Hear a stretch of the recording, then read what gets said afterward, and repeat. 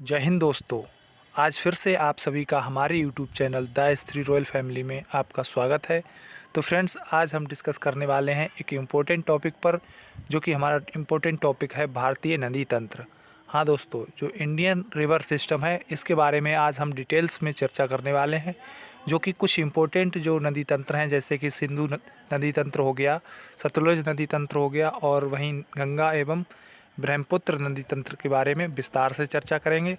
और उसके साथ ही साथ जो हमारी भारत की दक्षिण नदियाँ का जो विस्तार है, प्रायद्वीपीय जो नदियाँ हैं उनके बारे में भी डिटेल से चर्चा करने वाले हैं। तो आप सभी हमारे साथ बने रहिए वीडियो के एंड तक। आज का जो वीडियो है वो काफ़ी इम्पोर्टेंट होने वाला है। और फ्रेंड्स, यहाँ से जो है नदियों से हर एग्ज़ाम्स में 2 से 4 क्वेश्चन आपको देखने को मिल जाते हैं। फिर चाहे वो किसी भी नदी की सहायक नदियाँ हों, या फिर उनके नदियों के पुराने नाम हों, या फिर कहाँ से उनका उद्गम स्थान है और कहाँ पर उनका जो है अरब सागर में गिरती हैं या फिर बंगाल की खाड़ी में गिरती हैं। इस तरह से सारी नदियों का बहुत ही ज़्यादा महत्व है। तो चलिए स्टार्ट करते हैं आज का सेशन। पहला हमारा जो स्क्रीन पर है वो है सिंधु नदी तंत्र। तो फ्रेंड्स, बात करते हैं सिंधु नदी तंत्र जो है वो सिंधु नदी के बारे में इसमें दिया गया है। तो सिंधु नदी जो है एशिया की सबसे बड़ी और सबसे लंबी नदियों में से एक है। यह पाकिस्तान, भारत के लद्दाख और चीन में पश्चिमी तिब्बत के माध्यम से बहती है। यह जो है हमारे 3 देशों में बहती है सिंधु नदी। और सिंधु नदी का जो उद्गम स्थल है जहाँ से ये बनकर चलती है, तिब्बत के मानसरोवर के निकट सिन-का-बाब नामक स्थान से इसका जो है उद्गम स्थान है। तो फ्रेंड्स, वहीं बात करें चाइना में जो तिब्बत पड़ता है, ये 1959 से पहले एक स्वतंत्र देश हुआ करता था। उसके बाद जो है चाइना ने इस पर कब्ज़ा कर लिया। उससे पहले जो सिंधु रिवर थी वो तिब्बत, भारत और पाकिस्तान 3 देशों में बहती थी। और वहीं बात करें 14 अगस्त 1947 से पहले ये सिंधु रिवर जो थी वो भारत और तिब्बत ओनली 2 देशों में बहती थी। उसके बाद जब पाकिस्तान भारत से अलग हो गया तो ये फिर 3 देशों में बहने लगी। वहीं बात करते हैं नेक्स्ट, इस नदी की लंबाई जो है वो 3610 किलोमीटर है। और यहाँ से यह नदी तिब्बत कश्मीर के बीच बहती है और नंगा पर्वत के उत्तरी भाग से घूमकर यह दक्षिणी पश्चिम में पाकिस्तान के बीच से गुजरती है और फिर जाकर अरब सागर में मिलती है। इस नदी का ज़्यादातर जो अंश है वो पाकिस्तान में प्रभावित होता है। यह पाकिस्तान की सबसे लंबी नदी है और एक राष्ट्रीय नदी भी है। पाकिस्तान की जो राष्ट्रीय नदी है वो सिंधु नदी है, यही नदी है। और सिंधु नदी जो है वो सबसे ज़्यादा पाकिस्तान में ही बहती है। तो फ्रेंड्स, यहाँ पे जो है सिंधु रिवर का जो हमने मैप सेट किया है, तो देखते हैं। ये जो गहरे लाल रंग की जो रिवर है यही सिंधु रिवर है, जो कि यहाँ से सिन-का-बाब हिमनद तिब्बत से होकर निकलती है और फिर ये जाकर पाकिस्तान के हैदराबाद से होकर अरब सागर में गिर जाती है। और इसकी जो पहली सहायक नदी है वो झेलम नदी है, जो कि वैरीनांग झरना से होकर निकलती है। और दूसरी जो है वो चेनाब नदी, और तीसरी रावी नदी, और चौथी यहाँ पे व्यास नदी हो जाएगी, और 5वीं जो है वो सतलुज नदी, जो कि यहाँ पे आपको पिंक कलर में दिखाई दे रही होगी। तो फ्रेंड्स, ये यहाँ पे आपको मैप से हमने दर्शा दिया है। और एक बहुत ही इम्पोर्टेंट क्वेश्चन बनता है, अभी हाल ही में यूपीएससी ने पूछा था कि नदियों का जो है उत्तर से दक्षिण में क्रम से लगाइए। तो सिंधु जो है सबसे उत्तर है, और झेलम जो है उसके नीचे, और चेनाब, रावी, सतलुज, ये इनका क्रम है। आप लोग देख लीजिए।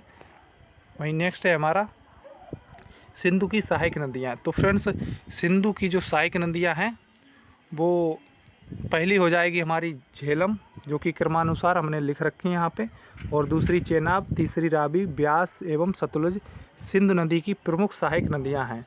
और इनके अतिरिक्त अगर बात की जाए, ये तो सब भारत के अंदर हो गई, और इनके अतिरिक्त अगर बात की जाए तो गिलगित हो गई, काबुल, स्वात, कुर्रम, टोची, गोमल, संगर आदि अन्य सहायक नदियाँ भी इसकी सिंधु घाटी की सहायक नदियाँ हैं।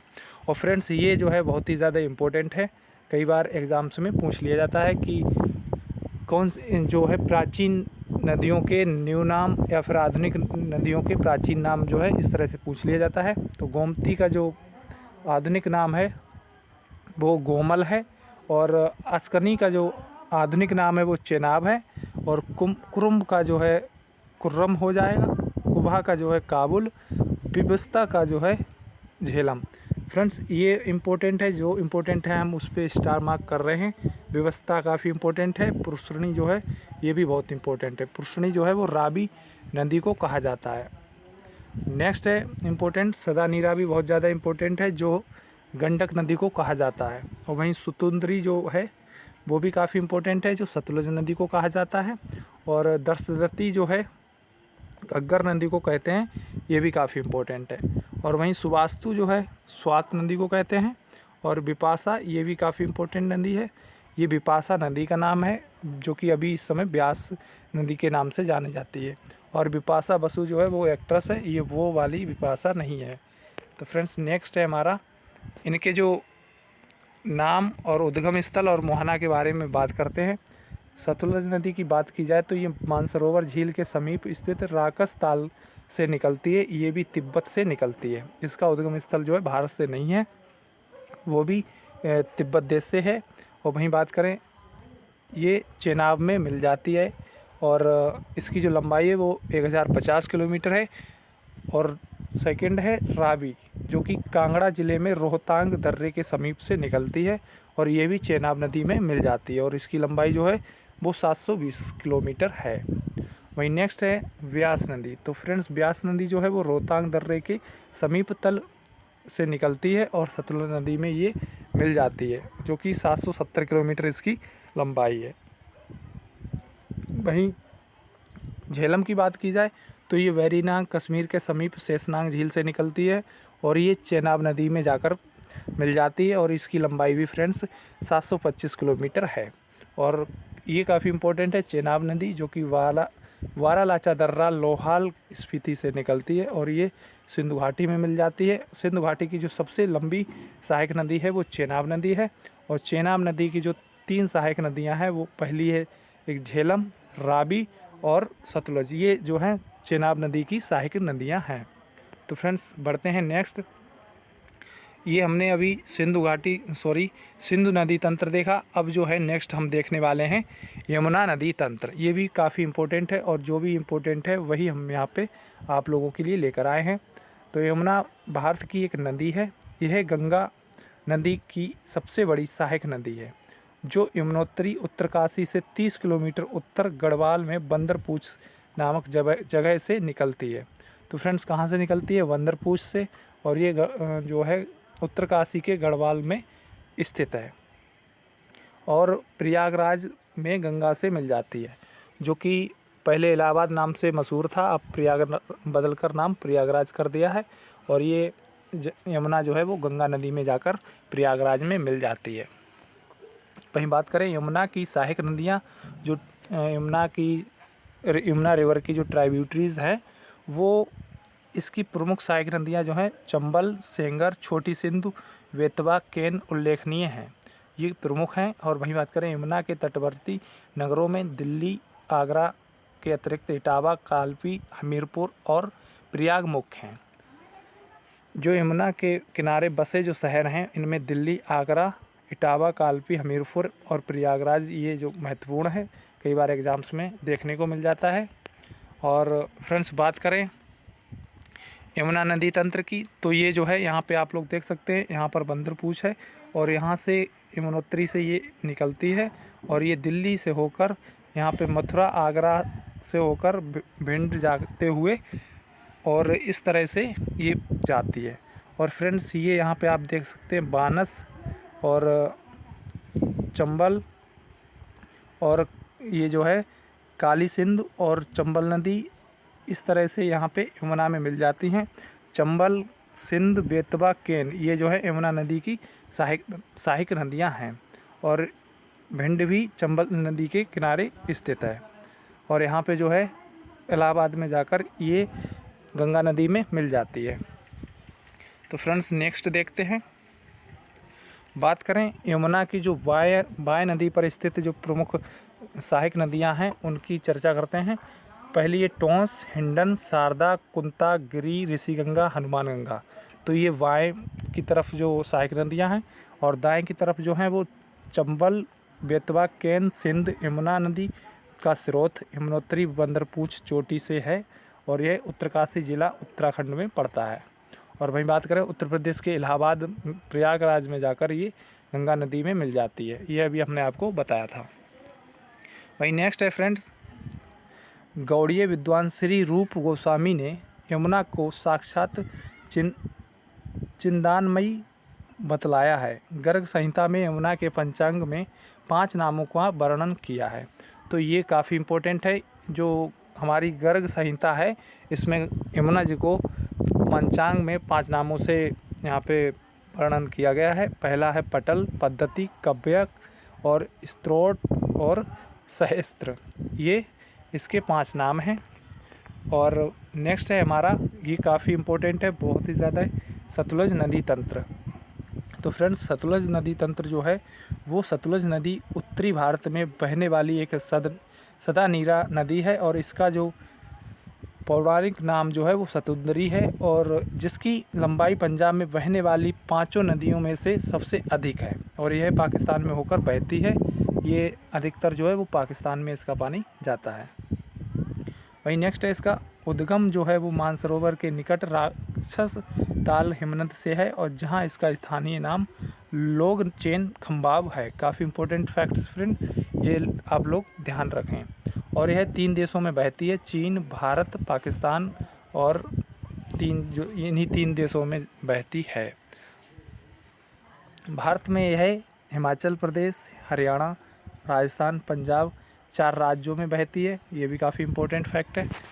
और वहीं नेक्स्ट बात करें, सतलुज नदी को सतंदरी के नाम से भी जाना जाता है। यह सिंधु नदी की सबसे पूर्वी सहायक नदी है, और सतलुज नदी उन 5 नदियों में से सबसे लंबी है जो उत्तरी भारत में एवं पाकिस्तान के पंजाब के ऐतिहासिक क्षेत्र से होकर बहती है। वहीं बात करें, झेलम, चिनाब, रावी, ब्यास, सतलुज सिंधु की मुख्य सहायक नदियां हैं। ये भी काफ़ी इम्पोर्टेंट फैक्ट है फ्रेंड्स। कोल बांध, भाखड़ा नागल बांध, बसपा जल विद्युत परियोजना और नाथपा झाकड़ी परियोजना जैसी नदी के ऊपर विभिन्न जल विद्युत परियोजना एवं सिंचाई परियोजना बनी हुई हैं। तो भाखल नागड़ा बांध जो है वो बहुत ही इम्पोर्टेंट है, ये सतलुज नदी पर बना हुआ है पंजाब के अंदर। वहीं नेक्स्ट है, कुछ और इम्पोर्टेंट फैक्ट्स हैं जो सतलुज नदी तंत्र के बारे में है। इस नदी के किनारे हिमाचल प्रदेश और पंजाब में कई शहर बसे हुए हैं, जिसमें किन्नौर, शिमला, रामपुर, मंडी, कुल्लू, बिलासपुर, सोलन स्थित है। ये सभी जो है हिमाचल प्रदेश में पड़ते हैं सारे के सारे शहर। और पंजाब में इस नदी के किनारे रोपड़, हरीक, फिरोजपुर और लुधियाना शहर स्थित है। तो काफ़ी इम्पोर्टेंट है फ्रेंड्स। नेक्स्ट है, सतलुज नदी का उद्गम तिब्बत से होता है तथा इसका जल जो है अरब सागर में जाकर गिरता है। नेक्स्ट हमारा है, ये बहुत ही ज़्यादा इम्पोर्टेंट है, यहाँ से तो क्वेश्चन बनता ही बनता है, गंगा नदी तंत्र। तो गंगा नदी तंत्र जो है वो भारत में सबसे बड़ा नदी तंत्र गंगा नदी तंत्र है, और भारत में सबसे बड़ा जल ग्रहण क्षेत्र गंगा नदी का है। और गंगा नदी 2 देशों से होकर प्रभावित होती है, 2 देशों में बहती है। पहला है हमारा प्यारा देश भारत, दूसरा है बांग्लादेश। और गंगा नदी का निर्माण उत्तराखंड में 2 नदियों की संयुक्त धाराओं के मिलने से होता है। ये धाराएं जो हैं वो हैं भागीरथी नदी और अलकनंदा नदी। तो फ्रेंड्स बात करते हैं, भागीरथी नदी उत्तराखंड में उत्तरकाशी ज़िले में गौमुख के निकट गंगोत्री ग्लेशियर से निकलती है, और अलकनंदा नदी सतोपथ ग्लेशियर से निकलती है। भागीरथी अलकनंदा नदियों देवप्रयाग में मिलकर गंगा नदी का निर्माण करती हैं। तो ये भी काफ़ी इम्पोर्टेंट फैक्ट है फ्रेंड्स। यहाँ पे जो है हम सारे के सारे फैक्ट्स लेकर आए हैं, तो आप लोग जो है थोड़ा हमारे साथ बने रहिए और धैर्य बनाए रखें। काफ़ी अच्छे फैक्ट्स जो है हम नेक्स्ट इसी में बताने वाले हैं। तो अलकनंदा नदी का निर्माण जो है 2 नदियों के संयुक्त धाराओं के मिलने से होता है, धौली गंगा नदी और विष्णु गंगा नदी। तो इस तरह से क्वेश्चन बनता है कि अलकनंदा नदी किन दो धाराओं से मिलकर बनी है, या फिर धौली गंगा नदी, या फिर इस तरह से जो विष्णु प्रयाग, नंद प्रयाग, ये सभी इसमें हम डिस्कस करने वाले हैं। और धौली गंगा नदी, विष्णु गंगा नदी सतोपथ हिमानी से निकलती हैं। ये दोनों नदियाँ विष्णु प्रयाग में आपस में मिल जाती हैं। वही नेक्स्ट है धौली गंगा नदी, विष्णु गंगा नदी विष्णु प्रयाग मिलकर अलकनंदा नदी का निर्माण करती हैं। और विष्णु प्रयाग से आगे कर्ण प्रयाग में पिंडार नदी अलकनंदा से नदी आकर मिल जाती है। और रुद्रप्रयाग में अलकनंदा नदी से मंदाकिनी नदी आकर मिल जाती है। ये भी काफ़ी इम्पोर्टेंट फैक्ट है। वहीं नेक्स्ट है कि गंगा नदी भारत में 5 राज्यों से होकर गुजरती है। पहला हो जाएगा हमारा उत्तराखंड, और उत्तराखंड के जो महत्वपूर्ण शहर जो हैं वो हो जाएंगे देहरादून और हरिद्वार, और उत्तर प्रदेश और बिहार, झारखंड, पश्चिम बंगाल, ये जो है 5 राज्यों से होकर गुजरती है। गंगा नदी की सबसे ज़्यादा लंबाई जो है उत्तर प्रदेश में तथा सबसे कम लंबाई झारखंड राज्य में है। तो फ्रेंड्स, ये तो कई बार क्वेश्चन आ चुका है कि गंगा नदी कितने राज्यों में होकर गुजरती है, तो ये तो आप लोग ज़रूर ही याद कर लें। वहीं गंगा नदी सर्वप्रथम हरिद्वार में पर्वतीय भाग से निकलकर मैदान में प्रवेश करती है। तो फ्रेंड्स, ये भी काफ़ी इम्पोर्टेंट फैक्ट है। और पश्चिम बंगाल में गंगा नदी 2 वितरिकाओं में बट जाती है, यानी 2 भागों में बट जाती है, भागीरथी एवं हुगली। तो पश्चिम बंगाल में जब ये जाती है तो ये 2 धाराओं में बट जाती है, पहली हुगली और दूसरी भागीरथी। भागीरथी जो है वो आगे जाती है। मुख्य नदी भागीरथी अर्थात गंगा बांग्लादेश में प्रवेश कर जाती है, और हुगली नदी जो है वो पश्चिम बंगाल में ही दक्षिण की ओर बहते हुए बंगाल की खाड़ी में अपना जल गिराती है। और इसी हुगली नदी के किनारे पश्चिम बंगाल की राजधानी कोलकाता शहर बसा हुआ है। बहुत ही ज़्यादा इम्पोर्टेंट फैक्ट है। वहीं नेक्स्ट है पश्चिम बंगाल में गंगा नदी को भागीरथी नदी भी कहते हैं, और कोलकाता हुगली नदी के ही तट पर स्थित है। छोटा नागपुर पठार के बीचों बीच भ्रंश घाटी में बहने वाली दामोदर नदी पूर्व दिशा की ओर प्रवाहित होती है, हुगली नदी में मिल जाती है। गंगा नदी की मुख्य धारा भागीरथी नदी अथवा गंगा नदी बांग्लादेश में पहुंचकर पद्मा नदी के नाम से जानी जाती है। तो जो गंगा नदी है वो जब बांग्लादेश में पहुंचती है तो इसको पद्मा नदी के नाम से जानते हैं, और ब्रह्मपुत्र को जमुना नदी से। ये आगे चल के हम लोग डिस्कस करने वाले हैं। वहीं बात करें ब्रह्मपुत्र नदी से मिलने के बाद गंगा नदी और ब्रह्मपुत्र नदी की संयुक्त धारा ही पद्मा नदी कहलाती है। जब दोनों नदियां मिल जाती हैं तो इसको पद्मा नदी कहते हैं। और आगे चलकर पद्मा नदी से मेघना नदी अथवा बराक नदी, मेघना नदी का दूसरा नाम है बराक नदी, मिल जाती है। इन दोनों नदियों की मुख्य धारा को मेघना कहा जाता है, जिसे मेघना नदी कहते हैं। अर्थात मेघना नदी ही बंगाल की खाड़ी में अपना जल गिराती है। तो फ्रेंड्स, ये जो है मेघना नदी जो है अपना जल बंगाल की खाड़ी में गिराती है। बराक नदी यानी जो मेघना नदी है वो मणिपुर से निकलती है। बांग्लादेश में ब्रह्मपुत्र नदी को जमुना नदी कहते हैं, और अर्थात पद्मा नदी और जमुना नदी की मुख्य धारा को पद्मा नदी कहती है। और गंगा नदी ब्रह्मपुत्र नदी का जो डेल्टा है विश्व का सबसे बड़ा डेल्टा है। गंगा नदी और ब्रह्मपुत्र नदी के डेल्टा को सुंदरबन डेल्टा कहा जाता है।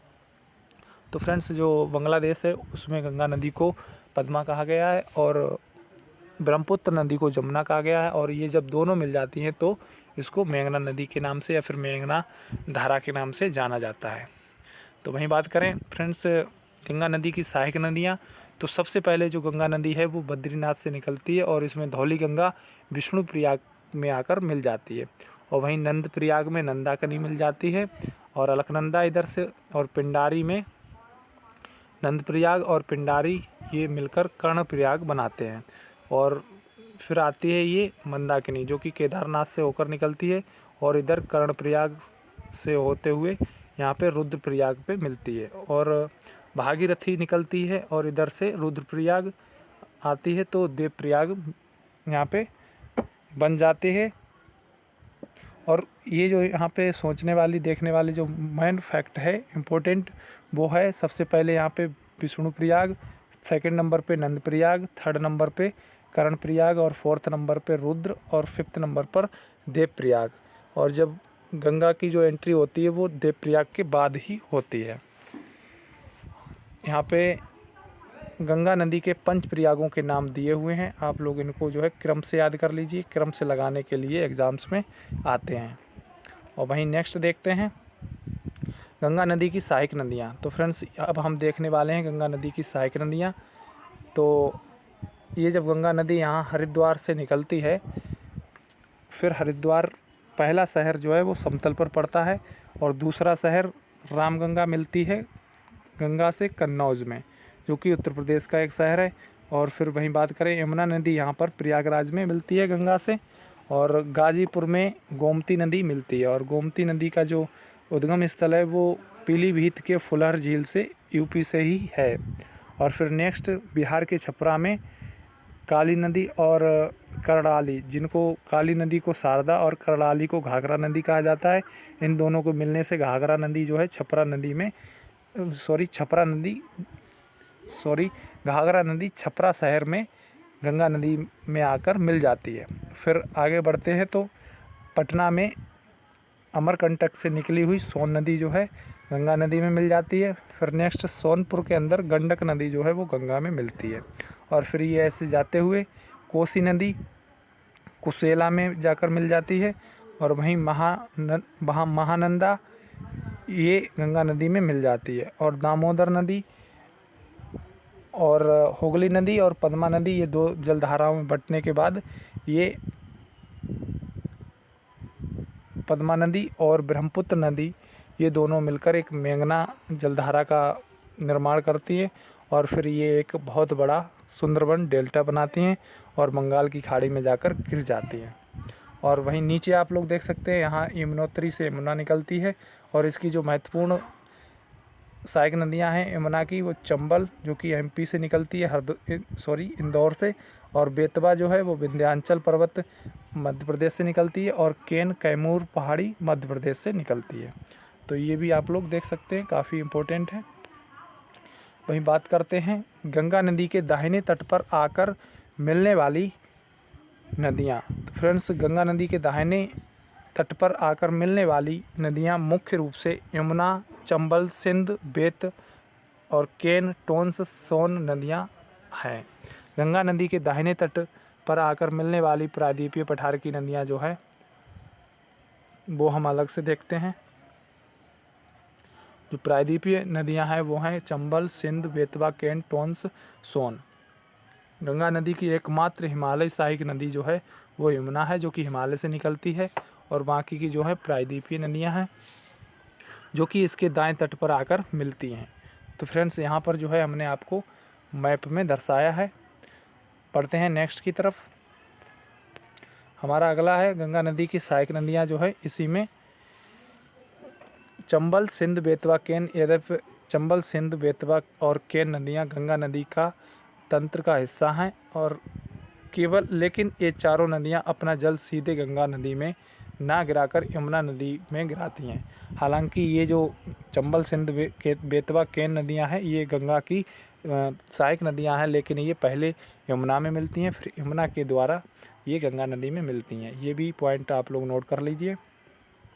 वहीं नेक्स्ट है चंबल नदी यमुना नदी की सबसे बड़ी सहायक नदी है, और चंबल, सिंध, बेतवा और केन ये चारों नदियाँ प्रायद्वीपीय पठार के अंतर्गत मालवा पठार से निकलती हैं। ये भी काफ़ी इम्पोर्टेंट फैक्ट है। बढ़ते हैं नेक्स्ट की तरफ। हमारा अगला है गंगा नदी के बाएं तट पर मिलने वाली नदियाँ। तो फ्रेंड्स यमुना नदी को छोड़कर अन्य सभी हिमालय नदियाँ गंगा नदी के बाएं तट पर आकर मिलती हैं, जिनका पश्चिम से पूर्व की ओर क्रम इस प्रकार है। तो यहाँ पे पश्चिम से पूर्व की ओर इस तरह से जो है एग्ज़ाम्स में क्रम वाइज रखने के लिए दिया जाता है, तो हमने ऑलरेडी जो है क्रम से लगा के लाए हैं। रामगंगा, गोमती, घाघरा, गंडक, कोसी और महानंदा, ये जो हैं इसकी गंगा नदी के बाएं तट पर मिलने वाली प्रमुख सहायक नदियां हैं। और वहीं बात करें गोमती, घाघरा, गंडक, कोसी और महानंदा, रामगंगा, गोमती और घाघरा नदियां उत्तर प्रदेश में प्रवाहित होती हैं। और गंडक नदी और कोसी नदी बिहार में प्रवाहित होती है और इनके जो उद्गम स्थल हैं वो नेपाल में हैं, जबकि महानंदा नदी बिहार और पश्चिम बंगाल की सीमा पर प्रवाहित होती है। ये दोनों राज्यों की सीमा पर प्रवाहित होती है। और गोमती नदी गंगा नदी की एकमात्र सहायक नदी है, जो कि हिमालय से ना निकलकर मैदानी क्षेत्र से निकलती है। और गोमती नदी का उद्गम जो है वो उत्तर प्रदेश के पीलीभीत ज़िले में तराई के मैदान स्थित फुलर झील से होता है, जो कि हमने आपको ऊपर ही बताया था। और वहीं बात करें नदी, जो गंगा नदी के किनारे स्थित प्रमुख शहर जो हैं वो लखनऊ और जौनपुर शहर गोमती नदी के तट पर स्थित हैं। ये गंगा नदी की सहायक नदियों के बारे में यहाँ पर चर्चा कर रहे हैं। गंडक को नेपाल में शालिग्राम कहा जाता है और नारायणी नदी भी कहा जाता है। नारायणी नदी तब कहा जाता है जब यह समतल पर आ जाती है। कोसी नदी नेपाल से निकलकर बिहार राज्य में गंगा नदी से मिलती है। और वहीं बात करें कोसी नदी को बिहार का शोक भी कहते हैं, क्योंकि कोसी नदी अपना रास्ता बदलने के लिए कुख्यात है। महानंदा नदी गंगा नदी के बाएं तट पर मिलने वाली गंगा नदी की सबसे पूर्वी अथवा अंतिम सहायक नदी है। और महानंदा का उद्गम पश्चिम बंगाल में दार्जिलिंग की पहाड़ियों से होता है। और फ्रेंड्स, ये जो है दार्जिलिंग की पहाड़ियाँ ये चाय के लिए बहुत ही ज़्यादा फेमस है और दार्जिलिंग की चाय के लिए जीआई टैग भी मिला है, जो कि पश्चिम बंगाल में स्थित है। और फ्रेंड्स, ये नेक्स्ट है हमारा ब्रह्मपुत्र नदी तंत्र, जो कि काफ़ी इम्पोर्टेंट है। ब्रह्मपुत्र नदी हिमालय के उत्तर में तिब्बत के पठार पर स्थित मानसरोवर झील के पास से निकलती है, जो कि तिब्बत पहले एक स्वतंत्र देश हुआ करता था, लेकिन अब चाइना ने कब्ज़ा लिया है तो चाइना ही काउंट होगा। और हिमालय के साथ साथ पूर्व की ओर बहती है। ब्रह्मपुत्र हिमालय के सबसे पूर्वी चोटी नामचा बारवा के समीप दक्षिण की तरफ मुड़कर अरुणाचल प्रदेश में प्रवेश करती है। तो ये ब्रह्मपुत्र नदी जो है वो सबसे पहले हमारे हिमालय के सबसे पूर्वी चोटी नामचा बारवा, जो कि इंडिया की एक चोटी है, वहाँ से ये भारत में एंट्री करती है। और राज्य की बात की जाए तो अरुणाचल प्रदेश। वहीं बात करें ब्रह्मपुत्र नदी 3 देशों में बहती है। पहला है चीन, भारत और बांग्लादेश से होकर प्रवाहित होती है। ब्रह्मपुत्र नदी को 4 अलग अलग नामों से जाना जाता है। बहुत ही ज़्यादा इम्पोर्टेंट है फ्रेंड्स। चारों अलग अलग नाम देखते हैं। चीन के तिब्बत पठार पर इसको सांगपो नदी कहा जाता है। अरुणाचल प्रदेश यानी भारत के अरुणाचल प्रदेश में दियांग नदी कहा जाता है और असम में ब्रह्मपुत्र नदी कहा जाता है। भारत में किस राज्य में ब्रह्मपुत्र को ब्रह्मपुत्र नदी कहा जाता है? तो ये असम में। और बांग्लादेश में जब ये जाती है तो इसको जमुना नदी कहा जाता है। वहीं बात करें असम के सदियों से लेकर धुबरी तक ब्रह्मपुत्र नदी पूर्व से पश्चिम की ओर एक रैंप घाटी में प्रवाहित होती है। तो फ्रेंड्स, ये एक रैंप घाटी में भी प्रवाहित होती है। और सिक्किम के जेमू ग्लेशियर के नितामू झील से निकलने वाली तिस्ता नदी बांग्लादेश में जमुना नदी से मिल जाती है। और तिस्ता नदी जो है वो बहुत ही ज़्यादा चर्चे में रहती है, जो कि पश्चिम बंगाल में ये जो है बाढ़ लाती है। और तिस्ता नदी जो है वो चिकन नेक के पास ही स्थित है। और बांग्लादेश में जमुना नदी की धारा पद्मा नदी से मिल जाती है और दोनों की संयुक्त धारा पद्मा नदी कहलाती है। और मणिपुर से निकलने वाली बराक नदी जब बांग्लादेश में पद्मा नदी से मिलती है तो इन दोनों नदियों की संयुक्त धारा को मेघना नदी कहते हैं। और मेघना नदी की धारा ही बंगाल की खाड़ी में जाकर गिरती है।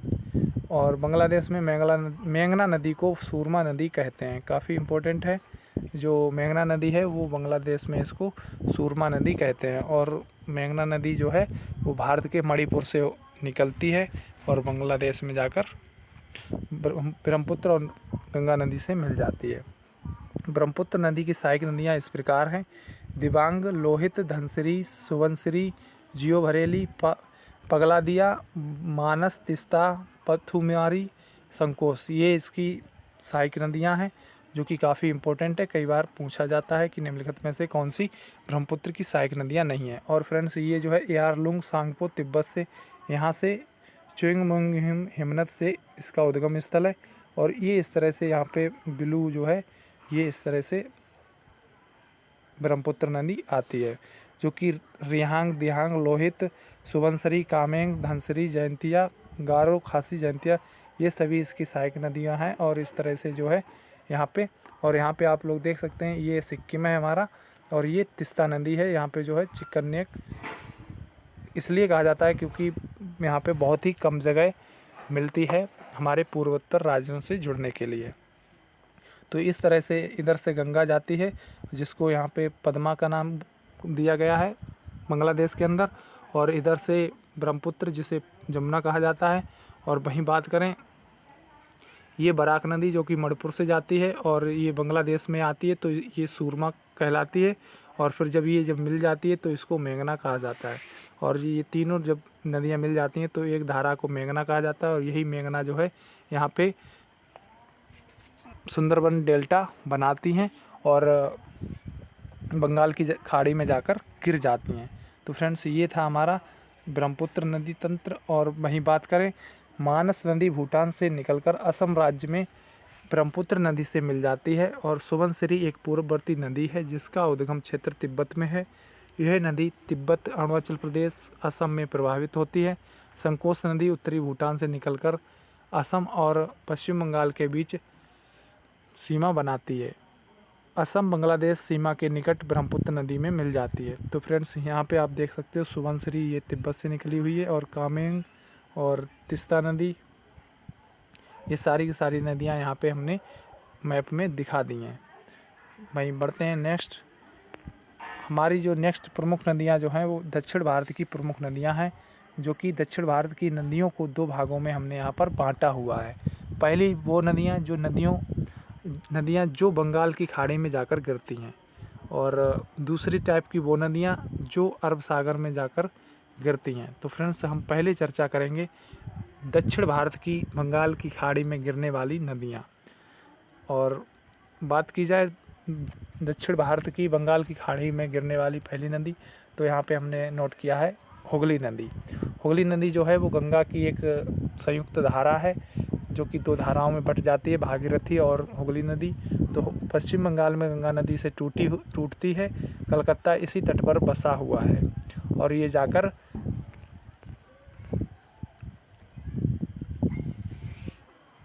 दक्षिण भारत की प्रमुख नदियाँ दामोदर नदी। तो फ्रेंड्स यहाँ पे जो है दामोदर नदी एक दक्षिण भारत की प्रमुख नदी है, और ये छोटा नागपुर पठार से निकलती है, झारखंड के चंदवा ज़िले से निकलती तथा पश्चिम बंगाल में प्रवेश करके हुगली नदी से मिल जाती है। अंततः बंगाल की खाड़ी में गिर जाती है, सीधे बंगाल की खाड़ी में नहीं गिरती। इस नदी को बंगाल का शोक भी कहा जाता है। पहले ये जो है हुगली नदी से मिलती है, और कहा जाए हुगली नदी की जो सहायक नदी, तो फ्रेंड्स ये हो जाएगी दामोदर नदी। नेक्स्ट है हमारा स्वर्ण रेखा नदी। स्वर्ण रेखा नदी जो है झारखंड की राजधानी रांची के पास से निकलती है। यह 3 राज्यों में बहती है। पहला हो जाएगा झारखंड, दूसरा पश्चिम बंगाल, तीसरा उड़ीसा, और उड़ीसा के तट से बंगाल की खाड़ी में गिर जाती है। काफ़ी इंपॉर्टेंट फैक्ट है। नेक्स्ट है हमारा बैतरणी नदी। तो बैतरणी नदी जो है उड़ीसा से ही निकलती है, और उड़ीसा से बंगाल की खाड़ी में गिर जाती है। उड़ीसा में कोयंझोर पठार से ये बैतरणी नदी निकलती है। नेक्स्ट है हमारा ब्राह्मणी नदी। ब्राह्मणी नदी जो है वो झारखंड से आने वाली शंख और दक्षिणी कोयल नदी जब मिलती है तब ब्राह्मणी नदी जो कहलाती है, उड़ीसा से राउरकेला में मिलती है। शंख नदी झारखंड में गुमला से निकलती है, और दक्षिण कोयल झारखंड में रांची के पास से निकलती है। आखिर में बैतरणी नदी के पास ही बंगाल की घाटी में गिर जाती है। ये भी काफ़ी इम्पोर्टेंट है। नेक्स्ट है हमारा महानदी। महानदी जो है वो छत्तीसगढ़ के सिहावा ज़िले से निकलती है। ये अभी हाल ही में यूपीएससी द्वारा जो है पूछा गया क्वेश्चन है। महानदी के बारे में स्टेटमेंट दिए गए थे। उड़ीसा में प्रवेश करती है और एक डेल्टा निर्माण करती है, बंगाल की खाड़ी में जाकर गिर जाती है। कटक शहर जो है उड़ीसा का, वो कटक शहर के पास डेल्टा बनाती है, और हीराकुंड बांध इसी नदी के ऊपर बना हुआ है। भारत का सबसे लंबा बांध जो है वो हीराकुंड बांध इसी महानदी के ऊपर बना हुआ है, जो कि उड़ीसा में स्थित है। और सहायक नदियाँ की बात की जाए तो शिवनाथ, हंसदेव, मंड और जोंक इसकी सहायक नदियाँ हैं। और नेक्स्ट है फ्रेंड हमारी गोदावरी नदी। तो गोदावरी नदी की बात करें तो महाराष्ट्र के नासिक ज़िले के त्र्यंबकेश्वर के निकट निकलती है ये नदी। दक्षिण भारत की सबसे लंबी नदी है। महाराष्ट्र से तेलंगाना से छत्तीसगढ़ अंततः आंध्र प्रदेश में प्रवेश करती है। तो फ्रेंड्स ये 4 राज्यों में बहती है, महाराष्ट्र, तेलंगाना, छत्तीसगढ़ और आंध्र प्रदेश में। बात करें राजमुंदरी के पास डेल्टा बनाती है, इसे दक्षिण की गंगा कहा जाता है। तो जो गोदावरी है इसी को दक्षिण की गंगा कहा जाता है। और गोदावरी की अगर बात की जाए सहायक नदियों की तो यहाँ पे हमने लिख रखी है पूर्णा, प्राणहिता, पेनगंगा, वर्धा, पेनगंगा, इरावती, मंजीरा, पखरा, ये सारी की सारी इसकी जो हैं सहायक नदियाँ हैं, काफ़ी इम्पोर्टेंट है। नेक्स्ट है हमारी कृष्णा नदी। कृष्णा नदी भी काफ़ी इम्पोर्टेंट है, ये भी दक्षिण भारत की प्रायद्वीपीय नदी है। महाराष्ट्र में महाबलेश्वर के निकट पश्चिमी घाट से निकलती है, प्रायद्वीपीय भारत की दूसरी सबसे लंबी नदी है। और महाराष्ट्र से, कर्नाटक से, तेलंगाना अंततः आंध्र प्रदेश में प्रवेश करती है। महाराष्ट्र से यानी ये जो है 4 राज्यों में होकर गुजरती है, महाराष्ट्र, कर्नाटका, तेलंगाना और आंध्र प्रदेश। वहीं बात करें आंध्र प्रदेश, विजयवाड़ा जो है, विजयवाड़ा के पास डेल्टा बनाती है। और बात करें कृष्णा की सहायक नदियों की तो तुंगभद्रा कृष्णा की सबसे लंबी सहायक नदी है। भीमा भी इसकी सहायक नदी है। कोयना, मूसा, हैदराबाद इसी के किनारे स्थित है, जिसे मूसी नदी भी कहा जाता है। और हैदराबाद जो है वो तेलंगाना की राजधानी है। घटप्रभा, मालप्रभा, दूधगंगा, पंचगंगा, ये सारी की सारी इसकी सहायक नदियाँ हैं। वहीं दूसरी नदी की बात करें तो पेनार नदी जो है वो कर्नाटक से आती है और आंध्र प्रदेश में बंगाल की खाड़ी में गिर जाती है। वहीं बात करें कर्नाटक के कोलार ज़िले से ये पेनार नदी आती है। और कोलार जो है वो सोने की खानों के लिए बहुत ही ज़्यादा प्रसिद्ध है, कोलार की खानें। नेक्स्ट है कावेरी नदी। तो फ्रेंड्स कर्नाटक के कुर्ग ज़िले में ब्रह्मगिरी, पुष्पगिरी पहाड़ियों से निकलती है कावेरी नदी। और ये नदी कावेरीपट्टम के पास बंगाल की खाड़ी में मिल जाती है। कावेरी की सहायक नदियाँ जो हैं वो सिस्मा, हेमवती, अमरावती, काबनी, भवानी, लक्ष्मण तीर्थ और लोकपावनी, ये इसकी कावेरी की जो हैं वो सहायक नदियाँ हैं। नेक्स्ट है फ्रेंड्स बैगई नदी। तो बैगई नदी जो है वो तमिलनाडु से निकलती है और वहीं बंगाल की खाड़ी में जाकर गिर जाती है। तमिलनाडु के मदुरई में से ये बैगई नदी निकलती है। नेक्स्ट है हमारा दक्षिण भारत की अरब सागर में गिरने वाली नदियाँ। तो फ्रेंड्स अभी हमने देखी थी दक्षिण भारत की बंगाल की खाड़ी में गिरने वाली नदियाँ, और ये जो है वो दक्षिण भारत की अरब सागर में गिरने वाली नदियाँ हैं। राजस्थान में वहीं बात करें लूनी नदी। तो फ्रेंड्स यहाँ पे जो है वो लूनी लिखा हुआ है। लूनी नदी जो है राजस्थान में अजमेर के निकट अरावली पर्वत श्रृंखलाओं से निकलती है और इसको लवड़ नदी भी कहा जाता है और सांवर झील से होकर ये गुजरती है। गुजरात के रण ऑफ कच्छ में विलुप्त हो जाती है। और नेक्स्ट है हमारी साबरमती नदी।